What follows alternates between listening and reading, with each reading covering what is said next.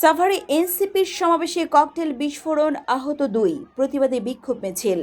সাভার থেকে বিস্তারিত থাকছে খায়রুল ইসলাম অভির রিপোর্টে। ঢাকার সাভারে জাতীয় নাগরিক পার্টি এনসিপির সমাবেশ চলাকালে ককটেল বিস্ফোরণের ঘটনা ঘটেছে। এতে অন্তত 2 জন আহত হয়েছেন।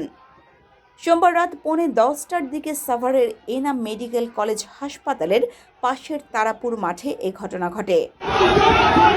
প্রত্যক্ষদর্শীরা জানান, ঢাকা জেলা এনসিপির আহ্বায়ক ইঞ্জিনিয়ার নাবিলা তাসনিদের বক্তব্য চলাকালে হঠাৎ ঘটনাস্থলে ককটেল বিস্ফোরণ ঘটে। এতে মুহূর্তেই আতঙ্ক ছড়িয়ে পড়ে এবং উপস্থিত নেতাকর্মীদের মধ্যে হুড়োহুড়ির সৃষ্টি হয়।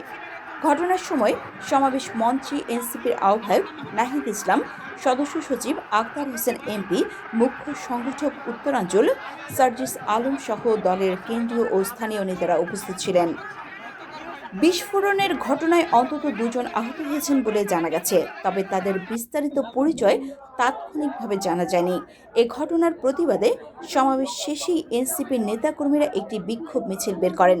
ঘটনার পর এলাকায় অতিরিক্ত আইন শৃঙ্খলা বাহিনীর সদস্য মোতায়েন করা হয়েছে। ঘটনার সঙ্গে জড়িতদের শনাক্ত ও আইনের আওতায় আনতে আইন শৃঙ্খলা বাহিনীর কার্যক্রম চলমান রয়েছে।